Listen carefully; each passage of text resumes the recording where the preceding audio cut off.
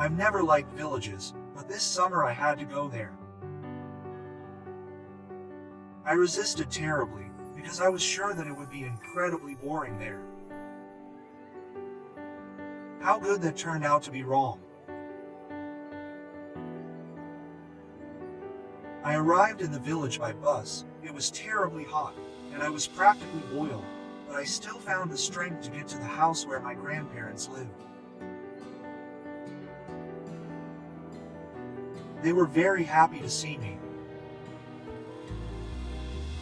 After much questioning and drinking a huge amount of tea, I decided to go out into the yard to get some fresh air. Everything in the yard was the same as it had been 5 years ago, only everything seemed somehow small. I walked through the garden, looked into the barn, but didn't find anything new for myself. I only saw 2 carts full of hay in the yard, but I somehow did not pay much attention to this, not even guessing that, by and large, this hay was the primary reason for my adventures with a married man. As I found out later, the village men were supposed to come tomorrow to help spread the hay into the stacks. Of course, I assumed that I would also be plowed somewhere, so I went to bed early in anticipation of the working weekdays tomorrow. Getting up at 7 o'clock in the morning is monstrous. It seemed to me that I simply would not be able to get up. However, the restless granny did not calm down until I got out of bed. Get up, Verunya, soon the boys will come to make hay. And you still have to cook pancakes. God, why am I so lucky? But nothing can be done. I had to get up and even without properly washing my face, start making pancakes. Not only was it hot outside, but I also had to stand in front of the stove for who knows how many hours. While I was making the preliminary preparations, men from the neighboring yards slowly began to gather. And when everyone had gathered, I decided to see who the pancakes were for. I went to the window and leaned my elbows on the windowsill. Hay was already flying around the yard, and workers were naked to the waist. They all looked shabby and grown up. Having made sure that there was nothing for me there, I went to finish my kitchen chores with a calm soul. That day I made more pancakes than I had probably eaten in my entire life. I spread butter on the pancakes, took a large jar of milk and went out into the yard. The pancakes disappeared from my sight so quickly that I didn't even have time to see who was reaching for the next pancake.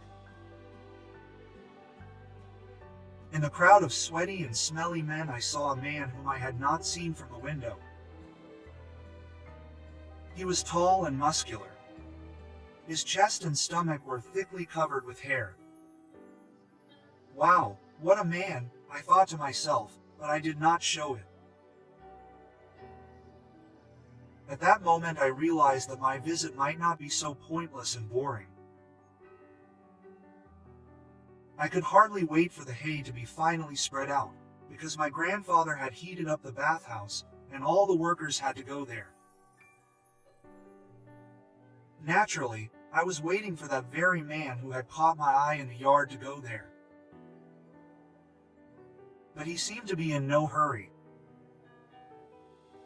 He sat importantly and slowly drank the tea that I poured for him so ineptly. And the others, having steamed themselves in the bathhouse, slowly began to disperse. I was burning with impatience, waiting for him to finally go to the bathhouse.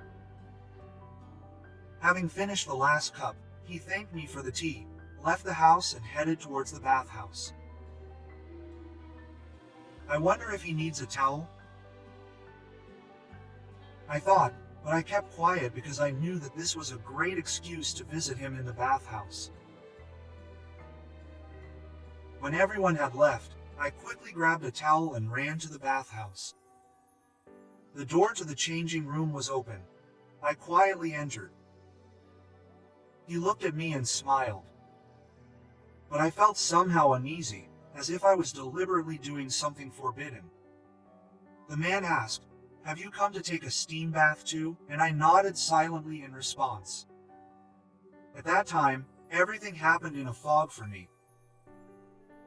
Later we met. It turned out that his name was Sergey. He was married, and this was not surprising. Such a man cannot be lonely. But this did not bother us. Every evening we went to the river so that no one would see us. From that time on, I fell in love with the village and began to come here more often whenever possible.